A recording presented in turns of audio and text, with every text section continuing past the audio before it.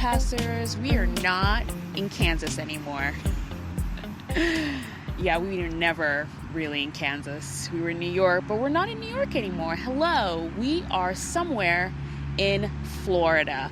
Welcome to the first edition of Ground Pass On Site for 2025. How are we all doing? You find me in Florida to attend the Delray Beach Open, which is an ATP 250 event. This is going to be a mini pod because obviously Nick isn't here in Florida, so it's just me, Anastasia. And yeah, we are going to be attending the Delray Beach Open. Really excited for it. Was actually on the ground today. Today is Sunday. It was the last day of qualifying, and then the main draw starts tomorrow, Monday. And we'll be here most of the week covering the event, giving you the sights and sounds of Delray Beach. Never been before, so this is my first trip to the Delray Beach Open. I'm really excited. The grounds look great. It's a very small, intimate site, and it's gonna be part of our tournament series. So if you remember last year, we went to the Champagne Challenger and made a little documentary talking about challengers, talking to players about what it's like being on the Challenger Tour. So for this event, we are going to cover a 250, which is basically the next step up. What is a 250 like? What is that jump? Is it a big jump? Are there more players? And obviously the answers to all of that is yes, but it is still a pretty small tournament. So we're going to give you all the good vibes of all of that, talk to as many players as we can, and hopefully have a little mini documentary for you by the end of it. What did I do today? So today I watched some qualifying matches, which was great. I've never watched Michael Mmoh in person, and I got to do that today. He won his qualifying match, so he's into the main draw. And wow, I'd never seen him play before. He is great, like loves net rushing. It was such a nice change of pace for what we usually see on tour, which is baseline. It just rallies back and forth. But this was nice. A lot of variety in his game. I'm excited to see where he goes in this tournament. I believe he was injured most of last season maybe and is coming back. So hopefully we can talk to him during this tournament. That would be great. What else? There was an exhibition today, a Legends exhibition. So it was Tommy Haas, it was basically doubles. It was Tommy Haas and Martin Del Potro playing against the Bryan Brothers. At the end of the match, the Bryan Brothers won. They are still the GOATs of doubles tennis, at least in the States. And we got to talk to Mike and Bob Bryan. Really interesting conversation, which I will insert some of the clips here so you can listen to what they thought about this new format of Davis Cup and also kind of the ideas that they have for doubles on the main tour. By the way, they are going to be talking to the ATP apparently this Tuesday. Is what they said about their ideas and their thoughts of what can be improved in the doubles game. So I'll insert their clips right here. Davis Cup. Yeah. Davis Cup. So Bob, I mean, what has it been like being the new captain of Davis Cup? Yeah, Captain Davis Cup's awesome. I mean, for Mike and I, that was one of the best. I know you mixed it up, but don't worry about it. That's happened. It's a 50-50 chance. For Mike and I, that was just an incredible time of our career. You know, that was one of our big goals. Coming on the tour was to play. We saw Davis Cup when we were 10 years old in San Diego. We played a match right here in the stadium in Delray in 2004. It was packed, so lots of memorable times. So to do it from the bench as a captain and be with my brother Mike, who's coaching as well, is special. And we're really passionate about it. We got some great American players that have the mission of holding up the cup one day. So, we just won our first round in Chinese Taipei, and we're hoping we can get it here in Delray again, because we have a home match. Awesome. Yeah, I mean, it's, I feel like this qualifying round of Davis Cup, there was so much news coming out of it, and all of a sudden Davis Cup was what everyone was talking about. How do we work to get Davis Cup back in that sort of realm? Like, is this new system going to help that? Yeah. I think the new system, playing home and away, is what really the players want, the fans want it. They want the excitement, the passion, and you saw that in the last tie. You saw some tempers flaring, you saw some drama, and that doesn't really happen on a neutral site. So I think that's going to help bring Davis Cup back, and have a first home tie in the U.S. since 2022. It's going to be exciting for the American fans, and we're going to try to, hopefully hold it here down in South Florida where all the guys live, and then have a full stadium. Yeah, it's been 3.5 years since we've had a tie here in the States. We have about 8 months to get ready for that, so hopefully we can promote it and get fans excited again. Pack this stadium if it comes to Delray, and then that will be a shot in the arm for Davis Cup in the U.S. Okay. Well, switching really quickly to doubles. You guys are one of the most popular doubles teams, and I think doubles as like that section. They're also looking for that sort of injection of excitement. Yeah. What can the doubles part of the tour do to sort of bring that back a little bit? I see you guys are wearing the exact same outfit. Yeah. I think we start there. I love it when the teams are dressed alike, and it's preferably from the same country too. Like, you can really get behind teams that they're both from Brazil, they're both from Colombia or the U.S. So, and you want teams to stick together for a long period of time. There's too many mixed matches. This guy Pavic just finished #1 in the world with 4 different partners over. So you want teams to stick together. You can follow the story of it, and there could be some little minor tweaks, rule changes in the future. But we're definitely behind doubles all the way. We're gonna actually. We have a call with the ATB because we do have a lot of ideas. We want doubles to be successful. It's a great part of our sport, great part of the history of our sport. So Tuesday, we have a call. Awesome. Thank you. All right, thank you. It was really interesting talking to Bob and Mike Bryan. They're still so involved in the game of tennis, and it's so nice to see former players still wanting to contribute and be part of the sport in such a positive way. So it was really great to see that and to talk to them.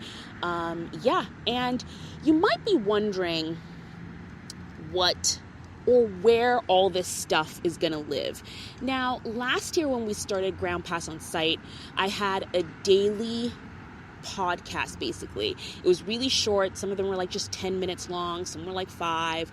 It was basically a daily recap of my day on site, maybe some interviews from players and things like that. So I didn't want it to be on the podcast feed this time, sort of to keep the Ground Pass podcast feed just to our weekly episodes, basically bi-weekly episodes, and then mini pods in between all of that. Wanted to keep it separate a little bit, so we started a Substack. Yes, us and like every other person in the world has started a Substack. So yes, we have a Substack.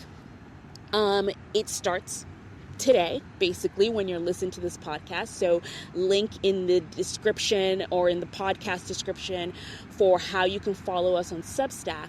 And what we're going to do is we're going to keep our Substack to mostly Ground Pass on Site, and then maybe some other behind the scenes of Ground Pass.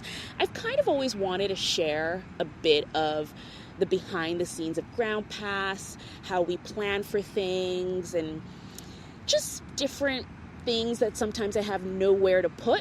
I think I'm going to put it on the Substack. Now, our Substack's going to be free for the most part. There will be free content all the time.